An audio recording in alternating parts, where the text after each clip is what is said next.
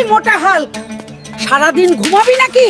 জলদি ওঠ, জঙ্গল থেকে একটা বাঘ ধরে আন। নানি, আবার বাঘ? এই হাল্ক, আজ বিকেলে কোথায় যাচ্ছ? আমি দিদিমার জন্য জঙ্গল থেকে বাঘ ধরতে যাচ্ছি চাচা। বাঘ! ও মাই গড! এই গন্ডার, আমার রাস্তা থেকে সরে যাও।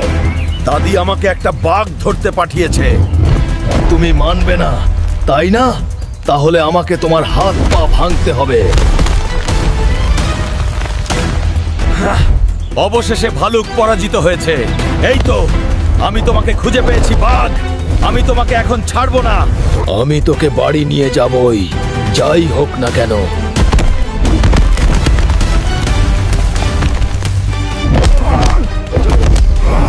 এবার বাড়ি যাই, দিদা খুব খুশি হবে।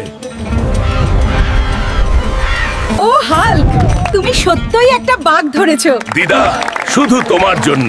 চলো এবার এটা রান্না করি। হাল্ক যদি আমাদের সাথে থাকতো তাহলে আমরা জঙ্গলের সব বাঘ খেয়ে ফেলতাম। গ্রামবাসী, ভয় পেও না। আমি ওকে শাস্তি দেব। আজ এই গ্রামের মাটিতেই এর শেষ হবে।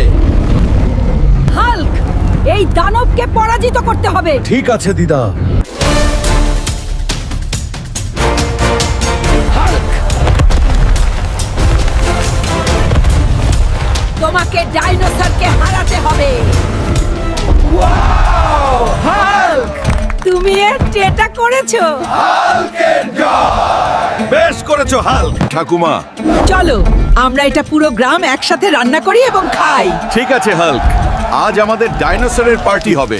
যতদিন হাল্ক আমাদের সাথে আছে কেউ কিছু করতে পারবে না। যে আসবে আমরা তাকেও রান্না করে খেয়ে ফেলবো। আমি হাল্ক আপনার জন্য প্রার্থনা করছি, এই ভিডিওটি লাইক করুন, এই চ্যানেলটি সাবস্ক্রাইব করুন। আপনার ইচ্ছা 2 দিনের মধ্যে পূরণ হবে। হাল্ক সব সময় আপনার সাথে আছে।